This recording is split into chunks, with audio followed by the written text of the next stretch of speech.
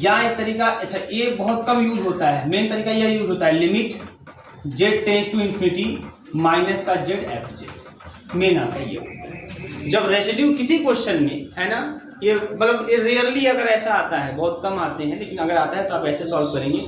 जब भी residue at Z equal to infinity आपसे पूछी जाएगी, आप ये फॉर्मूला ऑपरेट कर देंगे, है ना, माइनस का Z F Z at Z equal to infinity, ये लिमिट सॉल्व कर देंगे, जो आएगा वही रेसिड्यू हो जाएगा at Z equal to infinity. क्योंकि ये सॉल्व करना था कठिन होगा, क्योंकि इसको सॉल्व करने के लिए फिर आपको कॉची इंटीग्रल फॉर्मूला लगाना होगा, तमाम चीज़ें है ना आपको यूज करना होगा। ये करना बड़ा आसान रहेगा, जेड से मल्टीप्लाई करके खाली लिमिट ले लीजिएगा, और जो भी क्वेश्चन आते हैं वो इजीली आसानी से लिमिट उसका प्राप्त कर लोगे आप लोग, वो आपको लिमिट में नहीं फंसाएगा। मैं साफ साफ बता दूं, जो क्वेश्चन आपको दिए जाते हैं वो कभी भी आपको लिमिट इस समय फंसाने की कोशिश नहीं करता है, वो आपसे प्रोसेस जानने की कोशिश करता है। तो ये इस तरीके से आप लगा लेंगे, residue at Z equal to infinity. Note में फर्स्ट हो गया, ठीक है। इसमें प्रोसेस कैसे डालने का है ये एमसीक्यू है।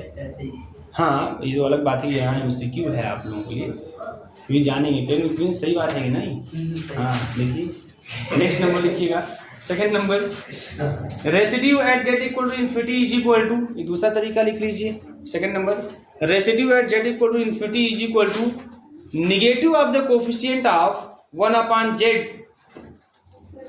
negative of the coefficient of 1/z in the expansion of fz, negative of the coefficient of 1/z in the expansion of fz, in the expansion of fz। बात समझ आ रही है। अगर रेसिड्यू एक तरीका ये भी है, बात समझ आ रही नहीं इसको, यहाँ पे रेसिड्यू अगर z इक्वल टू इन्फिनिटी पर आपको निकालना है तो आप क्या निकालेंगे, आप एफ जेड का एक्सपांशन करेंगे और 1/z का निगेटिव कोफिशिएंट, जो भी कोफिशिएंट निगेटिव ले लेंगे, negative coefficient of 1/z in the expansion of F Z का एक्सपांशन करेंगे, उसमें देखेंगे 1/z कहाँ है, उसका जो कोफिशिएंट पता करेंगे, उसके आगे निगेटिव लगा देंगे, जो आएगा वो हो जाएगा हमारा residue at Z equal to infinite. ठीक है, ठीक है ना भैया। एक और नंबर लिख लीजिए, सब काम देंगी। देखिए, if F Z is equal to phi Z upon psi Z, if F Z is equal to phi Z upon psi Z, if fz equal to phi z upon psi z has a simple pole at z equal to a, has a simple pole at z equal to a, at z equal to a, then residue at z is equal to a is equal to phi a upon psi dash a। ठीक है, तभी इस फार्मूले से भी निकाल लेते हैं, सिंपल पोल रहे, है ना, और लेकिन हमारा एफ जेड इस तरह से न्यूमरेटर पर डिनोमिनेटर के फॉर्म में दिखाई दे, तो आप ऐसे निकाल लेंगे। ठीक है, नीचे लिख लीजिएगा आप लोग, दिस फार्मूला इज अप्लाइड, ये फार्मूला कब अप्लाई करेंगे आप, देखिए, this formula is applied at those places, this formula is applied at those places where phi z cannot be factorized, where क्या लिखे आप लोग, कौन सा जेड, नहीं साई जेड लिखिए, फाई जेड नहीं साई जेड, ठीक है, डिनोमिनेटर वाला, हाँ इसमें थोड़ा गलत है, psi Z, where psi Z can not be factorised, where psi Z can not be factorised. जब यह हम लोग इसको फैक्टराइज नहीं कर पाएंगे तब ये फार्मूला आप ऑपरेट कर देंगे, क्योंकि जब फैक्टराइज कर लोगे ना तो आराम से आप लोग क्या करेंगे, आप पार्शियल फ्रैक्शन लगा के दो भागों में ब्रेक करके आराम से उसको सॉल्व कर लेंगे। लेकिन जब फैक्टराइज ही नहीं कर पाओगे तब समस्याएं बढ़ जाती हैं, तब ऐसे केस में आप इसको लगा देंगे, आसानी से सॉल्व हो जाएगा। ठीक है, तो जहाँ पर फैक्टराइज नहीं हो पाएगा डिनोमिनेटर हमारा, क्योंकि पोल हम डिनोमिनेटर से ही पता करते हैं, तो जब फैक्टराइज जहाँ पे नहीं हो पाएगा वहाँ पर ये मेथड यूज करिएगा। अदरवाइज फैक्टराइज हो जाएगा तो अभी मैं क्वेश्चन बताऊंगा कैसे सॉल्व करना है, आसानी से आप सॉल्व कर लेंगे। जैसे जो प्रीवियस मेथड बताया गया, ये मेथड यही मेन, हमारा तो कोई मेन नहीं है, आपसे इसी पे क्वेश्चन पूछे जाएंगे 100%। भाई देखो, ऑर्डर 1 का भी होगा तब तो यहाँ रख देंगे ना, m = 1, है ना, तो वही मिलेगा जो अभी ऑर्डर 1 के लिए लिखवाया गया है, limit z tends to a z minus a f z, वही मिलेगा इसमें। फिर ये ऑर्डर 2 3 दिए सबका है, बोलो सर उस पर एक सवाल बताइए। सब पर बताएंगे सवाल, घबराइए मत, सब पर सवाल बताएंगे, पेट भर के भेजेंगे आपका, ठीक है, बात समझ आ रही है। तो मेन लेकिन ये फार्मूला है, मेन ये फार्मूला है। ये सब फार्मूले जो है मैंने देखा है कंपटीशन एग्जामों में यूज किए जाते हैं। कंपटीशन एग्जामों में डायरेक्ट ये सब सिंपल पैटर्न होता है, इस पर क्वेश्चन नहीं आते, ये तो जनरल क्वेश्चन होते हैं, जनरल क्वेश्चन इसी पे आते हैं, है ना। तो वो थोड़ा सा घुमा के आपसे z इक्वल टू इन्फिनिटी पूछेगा, कुछ ऐसा पूछेगा जिसमें एक्सपांशन वाली बात आएगी, तो फिर वहां से आप 1/z का कोएफिशिएंट पता करेंगे। थोड़ा सा दूसरे तरीके से ऐसे क्वेश्चन सेट करता है कंपटीशन एग्जाम में, ठीक है ना। लेकिन आपके सामान्य एग्जाम में जो भी क्वेश्चन आएगा 99% क्वेश्चन डायरेक्ट इसी पे बेस्ड होगा, कोई समस्या नहीं। 100 भी कर सकता था लेकिन 100 कहना गलत होगा, ठीक है ना। तो ये चीजें हैं, ठीक है। तो ये सब बहुत रेयरली आपके एग्जाम में दिखाई देंगे, ये सब जो मेथड जो आप बाद में लिखवाएं नोट में करके ना, ये बहुत रेयरली दिखाई देंगे। मेन यही है, ये आपको याद होना चाहिए, ठीक है। अगर यम ऑर्डर का पोल है देन रेसिड्यू निकालते हैं, limit z tends to a 1/(m - 1) dm-1 dz-1 z - a to the power m into f set करके सॉल्व कर देंगे, जो आएगा वो रेसिड्यू हो जाएगा। क्लियर है। अब आप एक रिटर्न के लिए एक क्वेश्चन लिखिएगा, बहुत बढ़िया, हेडिंग करिएगा Cauchy residue theorem. Cauchy's residue theorem आपस में बात करेंगे तो हम बता दे रहे हैं कि पीटेंगे बहुत, इसलिए आप डायरेक्ट जो समझा हमसे बोलिए आप। Cauchy's residue theorem, Cauchy's residue theorem, ठीक है। देख लीजिए इसका स्टेटमेंट, बहुत ही सिंपल प्रूफ रहेगा, बहुत ही सिंपल, इससे सिंपल आज तक कुछ नहीं बना है, ठीक है। If F Z,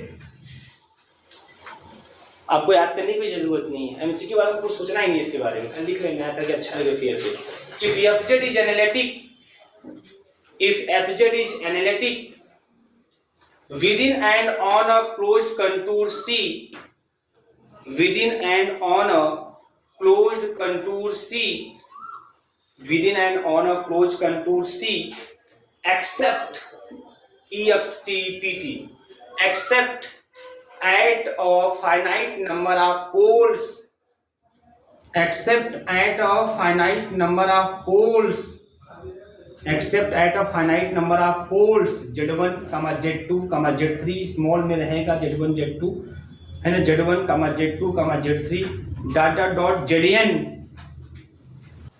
dot zn हो गया within capital C, within capital C, then integration C fz dz, इसकी जो वैल्यू होगी that equal to 2πi into summation, है ना, summation residue of z is equal to zr, where r is equal to 1 to n, ठीक है। ये इस तरीके से है।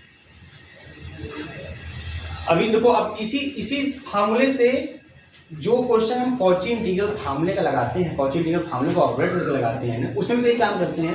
ऐसा कोई को आता है, हमको उसको सॉल्व करना होता है, तो हम लोग कॉची इंटीग्रल फार्मूले से लगाते हैं। अब उसी क्वेश्चन को आप रेसिड्यू से भी लगा देंगे बहुत इजी तरीके से। तो हम सब कुछ बताएंगे कैसे रेसिड्यू निकालते हैं और कैसे रेसिड्यू के हेल्प से हम लोग कैसे किसी भी कॉम्प्लेक्स इंटीग्रेशन वाले क्वेश्चन को सॉल्व करते हैं, ठीक है।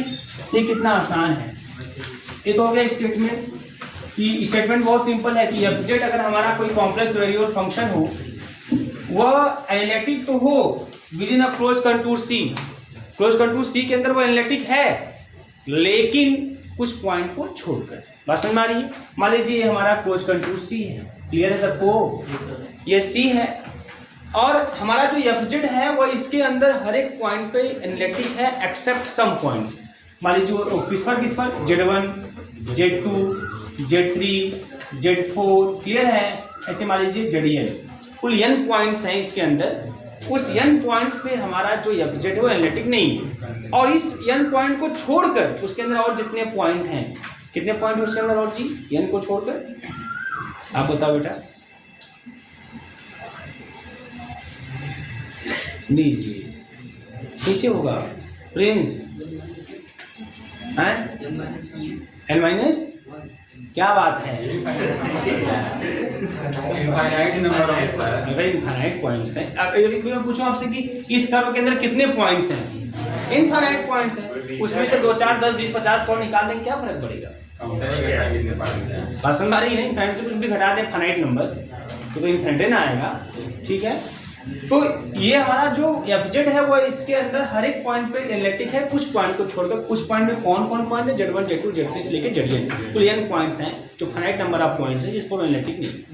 अच्छा, अब मैंने आपको जब कॉची थ्योरम बताया था तो उसमें एक चीज बताया था कि देखिए अगर एफजेड डीजेड एक कॉची थ्योरम है, कोरोलरी ऑफ कॉची थ्योरम है कि जो एफजेड डीजेड की वैल्यू होगी ओवर क्लोज कंटूर C है ना, वो किसके बराबर होगी? अगर मान लेते हैं जो Z1 है, मैं यहाँ पर इसके अबाउट एक सर्कल ड्रा कर लेता हूँ, उसका नाम लेता हूँ गामा 1। इसके अबाउट एक सर्कल ड्रा कर देता हूँ गामा 2, नॉन इंटरसेक्टिंग सर्किल, जिसको को इंटरसेक्ट नहीं कर रहे हैं लेकिन है सब इसके अंदर।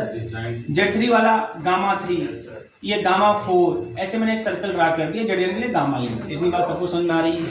जितने भी ऐसे पॉइंट्स हैं जिस पर फंक्शन हमारा एनालिटिक नहीं है ना, उसको हम लोग है ना गामा 1 गामा 2 गामा 3 सर्कल से इनक्लोज कर दे रहे हैं, ठीक है, इनक्लोज कर दे रहे हैं, और भी सभी सर्किल आपस में नॉन इंटरसेक्टिंग है।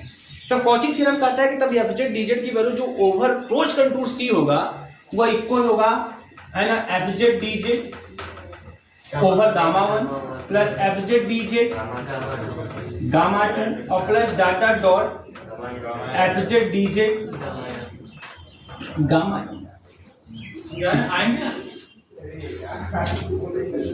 देखते हैं, ठीक ठीक से बात समझ में आ रही है ना? ये बात समझ में आ रही है आप लोगों को? A only by using the Cauchy theorem.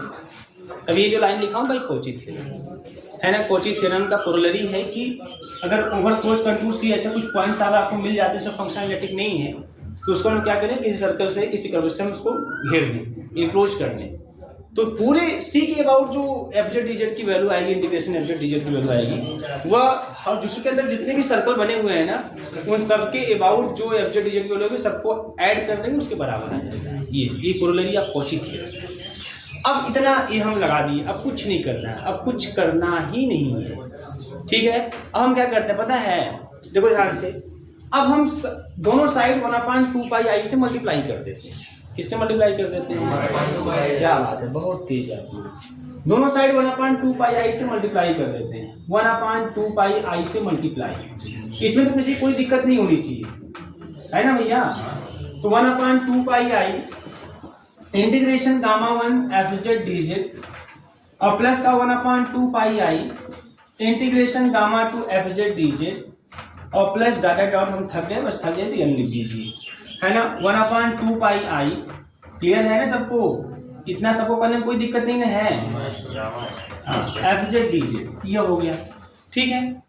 अब ध्यान दीजिए, मैंने आपको बताया था B1 लिखवाया था, मैंने लिखवाया था B1 इक्वल टू जो रेसिड्यू था, मैंने बताया 1/2 pi I integration F Z D Z C, है ना, at Z equal to A, वहाँ Z इक्वल टू A था हमारा पोल। अब यहाँ पे देखो ये ओवर द गामा 1, इस गामा 1 के अंदर कौन है पोल के रूप में? Z1। इसके अंदर कौन है जिस पर फंक्शन एनालिटिक नहीं है? Z1। इसका मतलब ये क्या है पता है आपको? यह है residue at Z equal to Z1। इतनी बात समझ आ रही है सबको, है ना? दूसरा वाला क्या है? रेसिड्यू, क्या बात है master, Z equal to Z2 और प्लस डाटा डॉट प्लस का residue at Z equal to Zn। Clear सबको? अब चूंकि सब प्लस प्लस प्लस में है तो समेशन लिख देते हैं, आइए समेशन लिखते हैं, समेशन आर के रूप में लिखते हैं, r is equal to 1 to कहाँ तक गया है? n तक गया है, और लिख देते हैं Z residue at Z equal to Zr। सबको समझ आ रही बात? ये किसके बराबर? इनके बराबर। किसके बराबर? 1/2 pi I integration C FZ DZ के बराबर। तो भैया इंटीग्रेशन C एफजेड डीजेड किसके बराबर होगा? 2 पाई आई इधर चला आएगा, बड़े आराम से बकायदा, कोई समस्या नहीं है। Residue at Z equal to Zr, ये हो गया प्रूफ, काम खत्म। है ना। इसे झंडू प्रूफ आपने देखा था कभी? आज देख लीजिए, ठीक है। ये नोट कर लीजिए आप, ये है आपका statement and proof of the Cauchy residue theorem. बड़ा इंपॉर्टेंट रिटर्न में पूछा जाता है, मजाक करते थे पहले लोग। किसी एब्जेक्ट डिजिट का मतलब इंटीग्रेशन एब्जेक्ट डिजिट की वैल्यू पूछी जाएगी।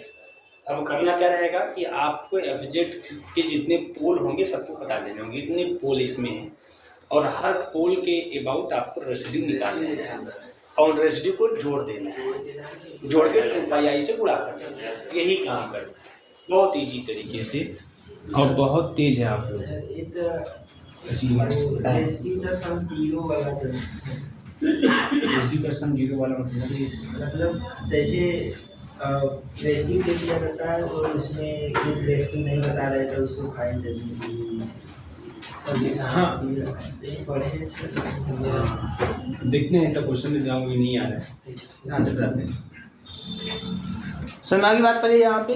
चलो अब आते हैं क्वेश्चन। अब देखिए क्वेश्चन कैसे आते हैं। 100% क्वेश्चन आएंगे एग्जाम में आपके, और जो भी क्वेश्चन कॉची इंटीग्रल फार्मूला, मैं बार बार बोल रहा हूँ, जो भी क्वेश्चन आपने कॉची इंटीग्रल फार्मूला के हेल्प से लगाया है वो सभी के सभी क्वेश्चन कॉची रेसिड्यू थ्योरम से सॉल्व किए जाते हैं। सेम सभी question Cauchy residue theorem same किया जाता है, और दोनों फार्मूलों में आसान होता है कॉची रेसिड्यू थ्योरम के हेल्प से उस क्वेश्चन को सॉल्व करना। तो अभी आप पढ़ लेंगे जब कॉची रेसिड्यू थ्योरम, तो आप देखेंगे कि जब भी ऐसा क्वेश्चन आएगा तो आप कॉची इंटीग्रल फार्मूला यूज करने के बजाय आप लोग कॉची रेसिड्यू थ्योरम ही यूज करोगे। ठीक है, चलिए।